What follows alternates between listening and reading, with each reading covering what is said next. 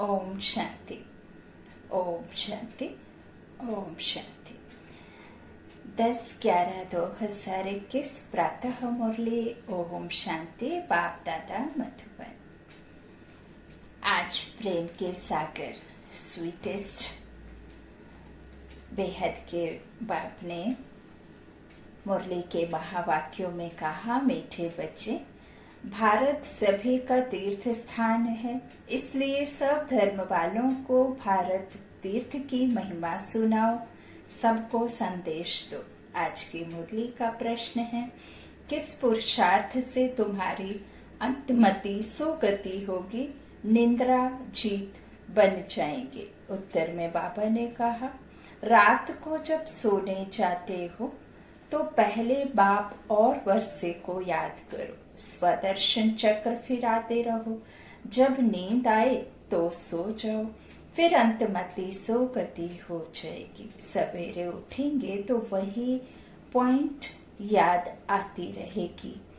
ऐसा अभ्यास करते तुम नींद को जीतने वाले बन जाएंगे। जो करेगा सो पाएगा। करने वालों की चलन प्रसिद्ध होती जाती है। गीत है, जो पिया के साथ है, आत्मा अपने पिया के साथ है ना। ओम शांति। जो पिया के साथ है। अब दुनिया में बाप तो बहुत हैं, परंतु सबका बाप रचयिता एक ही है, वही ज्ञान का सागर है। ज्ञान से ही सदगति होती है। बाबा कह रहे हैं, यहाँ तो बाप बहुत हैं, हर एक का एक पिता है, शरीर रूपी पिता है ना। तो बाबा कहते हैं, लेकिन उन सब से भी ऊपर, उन सब का भी बाप एक है। कौन? स्वयं रचयिता, परम पिता है ना। तो वही ज्ञान का सागर है। ज्ञान से ही सदगति होती है। सदगति भी मनुष्य की तब होती है जब सतयुग की स्थापना होनी हो। बाबा को ही कहा जाता है सदगति दाता, और किसी को कहा नहीं जा सकता। जब जब संगम का समय हो तब तो ज्ञान सागर आकर सदगति में ले जाएंगे। इस समय दुर्गति तो सबकी है, दुर्गति भी सबकी एक जैसी नहीं होती। सबसे प्राचीन भारत है। भारतवासियों के ही 84 जन्म गाए हुए हैं। जरूर जो पहले पहले मनुष्य होंगे वही 84 जन्मों के लायक होंगे। देवताओं के 84 जन्म तो ब्राह्मणों के भी 84 जन्म। मुख्य को ही उठाया जाता है। बाप ब्रह्मा द्वारा नई सृष्टि रचने के लिए पहले पहले सूक्ष्म लोक रचते हैं। नई सृष्टि के लिए क्या होता है? पहले पहले सूक्ष्म लोक रचते हैं। उधर ही बाबा कहते वो साक्षात्कार के लिए है ना। फिर नई सृष्टि की स्थापना होती है। त्रिलोकीनाथ एक बाप है, बाकी उनके बच्चे भी अपने को त्रिलोकी के नाथ कह सकते हैं। मास्टर त्रिलोकीनाथ हुए तो उनको कह सकते हैं। यहाँ तो बहुत मनुष्यों ने नाम भी रखवा दिए हैं। त्रिलोकीनाथ डबल देवताओं के भी नाम रखवाए हैं, गौरी शंकर, राधे श्याम, उमापति हैं। अब राधे कृष्ण अलग अलग राजाई के थे। जो अच्छे बच्चे हैं उनकी बुद्धि में बहुत अच्छी पॉइंट्स की धारणा रहती है। जो होशियार डॉक्टर होगा उनकी बुद्धि में बहुत दवाइयाँ होंगी। यहाँ भी रोज नई नई पॉइंट्स निकलती जाती हैं। जिनकी अच्छी प्रैक्टिस होगी वह नई नई पॉइंट्स धारण करते होंगे। जो धारणा नहीं करते हैं उनको महारथी नहीं कहा जाएगा। सारा मदार बुद्धि पर है। और तकदीर की भी बात है, यह भी ड्रामा है। ड्रामा को कोई जानते नहीं, यह भी समझते हैं। हम आत्मा शरीर धारण कर पार्ट बजाती है, परंतु ड्रामा के आदि मध्य अंत को नहीं जानते हो, गोया कुछ भी। बाबा कहते कुछ नहीं जानते, तुमको तो जानना चाहिए। बच्चों का तो फर्ज है औरों को बाप का परिचय देना, सारी दुनिया को बताना है। कोई ऐसा ना कहे कि हमको तो मालूम ही नहीं था। फॉरेन से भी बहुत आने वाले हैं, उन सब का प्रबंध करेंगे बॉम्बे में। वह लोग तो समर्थ भी हैं, पैसे तो उन्हों के पास बहुत हैं। शिव बाबा को अपना बड़ा गुरु तो मानेंगे ना, इसलिए समझाया जाता है। इन धर्म पिताओं का भी कुछ पाठ है। बच्चों ने शुरू में साक्षात्कार किया था। यह क्राइस्ट, इब्राहिम आदि सब आएंगे मिलने, तो उनकी फील्ड बननी चाहिए। सब टूरिस्ट आदि बॉम्बे में आते रहते हैं। भारत सबको बहुत खींचता है ना। असल भारत बाप का बर्थ प्लेस है। फिर सब में भगवान कहने से बेहद के बाप का महत्व गुम कर दिया है। अब तुम समझाते हो कि भारत सबसे बड़ा तीर्थ स्थान है। बाकी सब पैगंबर आते हैं अपना धर्म स्थापन करने, उनके पिछाड़े फिर उनके धर्म वाले भी आते हैं। अब है अंत, कोशिश करते हैं हम वापस जाएं, परंतु पूछो उनसे तुमको यहाँ लाया किसने? क्राइस्ट ने क्रिश्चियन धर्म स्थापन किया, क्या उसने तुमको खींचकर यहाँ लाया? अभी सब तंग हो गए हैं वापस जाने के लिए। सब आते ही हैं पाठ बजाने। आत्मा शांति शांति शांति की मांग करती है, प्रेम चाहती है, शांति चाहती है। हर एक आत्मा आज के समय में अशांत है, दुखी है, कष्टों से जूझ रही है, परेशानियों से जूझी हुई है, ना जाने कैसी कैसी बीमारियों से जूझ रही है। तो हर कोई भी धर्म वाला हो, सभी चाहते हैं कि मुझे शांति शांति, और आत्मा इसीलिए शांति शांति चाहती है क्योंकि वो शांति धाम की रहने वाली है। अब यह सृष्टि का चक्र जो एक कल्प का पूरा हुआ, तो अब आत्मा घर जाने को बार बार कहती है। आत्मा से कहती है कि मुझे अब घर जाना है ना। तो इस तरह बाबा कहते अभी सब तंग हो गए हैं वापस जाने के लिए। सब आते ही हैं पाठ बजाने। पाठ बजाते बजाते आखिरी दुख में आना ही है। फिर दुख से छुड़ाए सुख में ले जाना बाप का ही काम है। बाप का बर्थ प्लेस भारत है, इतना महत्व तुम बच्चे ही जानते हो। जो जानते हैं उन्हों को नशा चढ़ा हुआ है। कल्प कल्प भारत में बाबा आते हैं, यह सबको बताना है, निमंत्रण देना है। रचना की नॉलेज को कोई भी नहीं जानते। बाबा कहते हैं जो रचना है ना, कैसे हुई, किसने की, कैसे यह चलती है, कैसे यह नए से पुरानी होती है, 5 तत्वों का भी कुछ नहीं जानते। मनुष्य रूपी झाड़ का भी, धर्मों का भी कुछ भी यथार्थ नॉलेज नहीं है। तो बाबा कहते रचना की नॉलेज को कोई भी नहीं जानते हैं। तो ऐसा सर्विसेबल बनकर अपना नाम वाला करना चाहिए। यह मेला सब तरफ जाएगा। जो बाबा कहते तो जो तीखे बच्चे हैं उनकी मदद मांगते हैं, उन्हों के नाम जपते रहते हैं। एक तो शिव बाबा को जपते हैं, दूसरा ब्रह्मा बाबा को, और तीसरा फिर कुमार का गंगे मनोहर को जपेंगे। भक्ति मार्ग में भी हाथ में माला फेरते हैं ना। अब मुख से नाम जपते हैं, फलानी बहुत सर्विसेबल है, निरहंकारी है, मीठी है, देह अभिमान नहीं है, कहते हैं ना, घुर त घुराए स्नेह दो तो स्नेह मिलेगा। अब बाप कहते हैं तुम दुखी बने हो, तुम मुझे याद करेंगे तो मैं भी मदद करूंगा, तुम नफरत करेंगे तो यह तो गोया अपने ऊपर नफरत करते हैं। पद नहीं मिलेगा, किसी दूसरे का नुकसान नहीं होता बाबा, स्व का कल्याण होता है ना।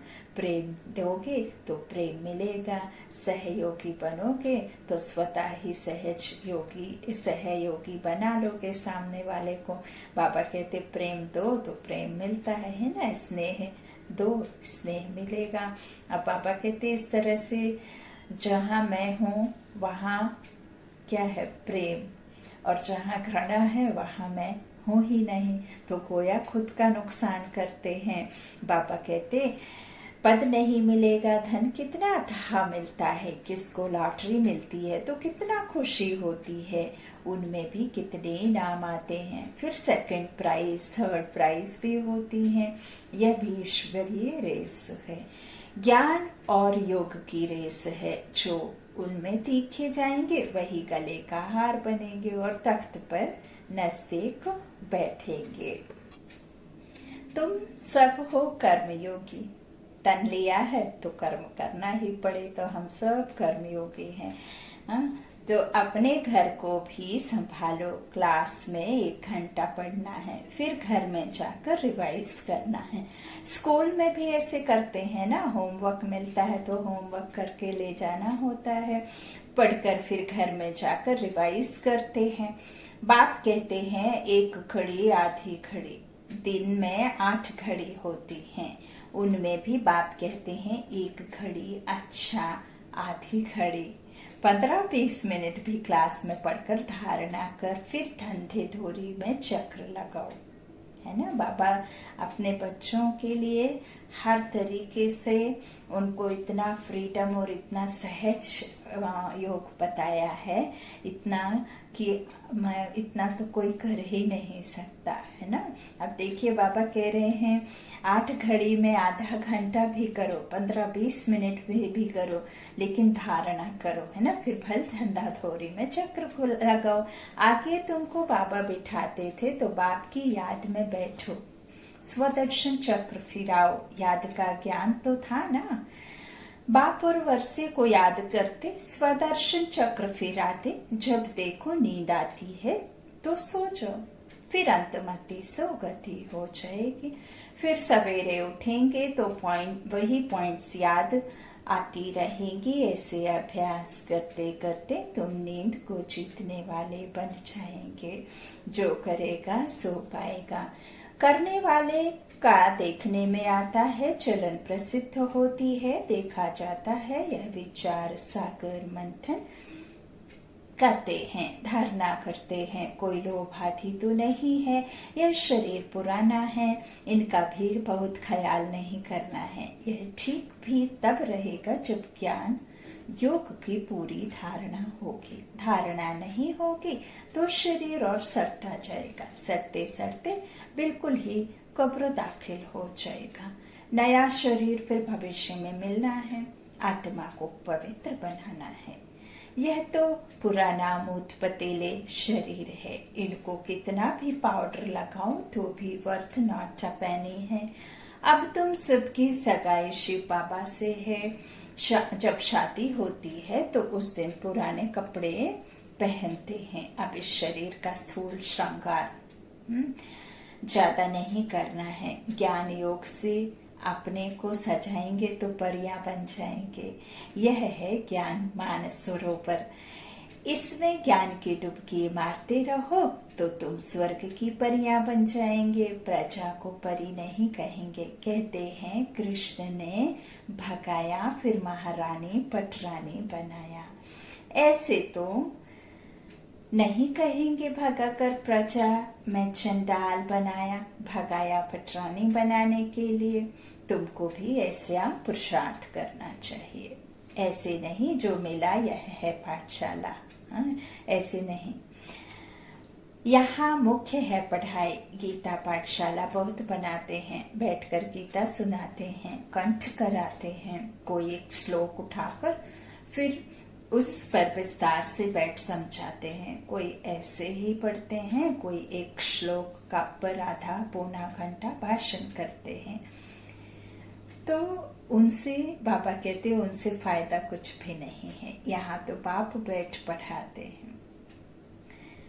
इस तरह एम ऑब्जेक्ट क्लियर है, और कोई भी वेद शास्त्र पढ़ने में एम ऑब्जेक्ट नहीं है, वह तो शरीर निर्वाह मात्र करते हैं।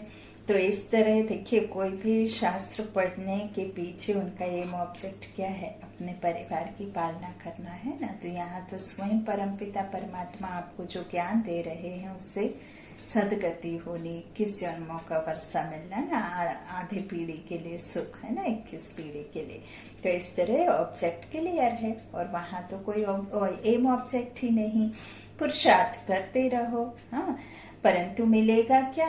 जब बहुत भक्ति करते हैं तब भगवान मिलता है, और वो भी ऐसे नहीं कि 136,000 तो 3600 देवता कोई पूजना है, किसी एक को इष्ट, है ना। तो इस तरह से ऐसे थोड़ी है कि जहाँ जिसने कहा सो दौड़ लगाते रहे, इष्ट कोई नहीं बनाया, तो कैसे ज्ञान मिलेगा। तो इस तरह जो जिसने भक्ति की, बाबा कहते उसको क्या है? भगवान मिलता है। सो भी रात के बाद दिन जरूर होगा। कल्प की आयु कोई क्या बताते हैं। अब समझाने की भी ताकत चाहिए। योग बल से काम निकालना है, अगर नहीं कर सकते तो गोया ताकत नहीं है, योग नहीं है। बाबा भी मदद उन्हों को करते हैं जो योग युक्त बच्चे हैं। योग युक्त अर्थात आसन लगाकर नहीं बैठना, चलते फिरते उठते बाप की याद में रहना, है ना, बाप से संबंध जोड़े रखना। योग अर्थात जोड़, है ना, तो उनसे अपने बुद्धि के तार जोड़े रखना। तो इस तरह इसे योग कहते। तो उनको मदद मिलती है ना।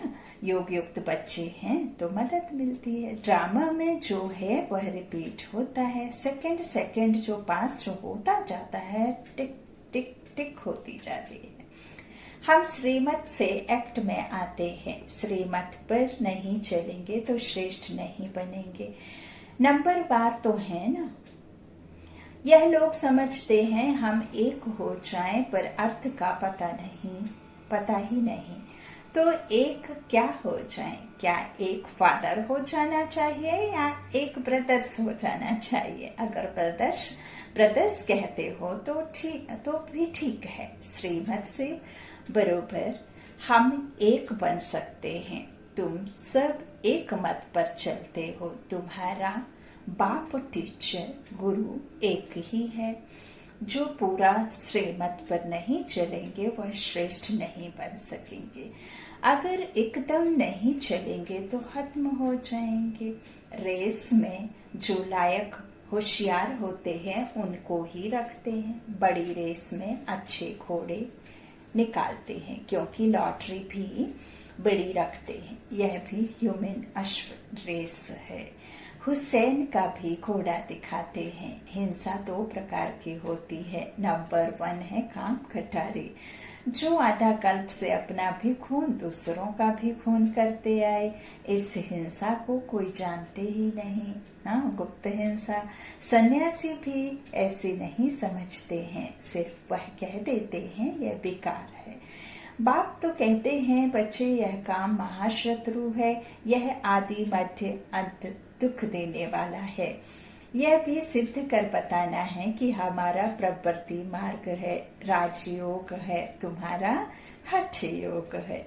अपल घर छोड़ देने से, किसी वन में या कोई कुटिया बना करके रह जाने से, जंगलों में भटक लेने से आपके मन के संकल्पों में ऐसा तो नहीं है ना कि आपको फैमिली की याद ना आए, आप बिल्कुल एकदम निर्विकल्प हो जाए, या आप इस तरह से कोई भी विकारों की बात ना सोचें, है ना। तो बहुत ही हो गए। यहाँ तो बाबा जो सुप्रीम सोल, सुप्रीम अथॉरिटी है, वो हमें तप करना कहाँ सिखाते हैं? गृहस्थ में, परिवार में, हाँ, जॉब में रहते, जिस ड्रामा में जो मनुष्य आत्मा आया है, कहीं भी रहो, कोई दिक्कत नहीं है, हाँ, जैसे रहना है वैसे रहो। लेकिन योग में श्रीमत पर चलना सिखाते हैं। 5 विकारों से हमें कमल के फूल समान रहना सिखाते हैं, है ना। रास्ता तो दिखाते हैं ना, रहे ना रहे वो सामने वाले की मर्जी।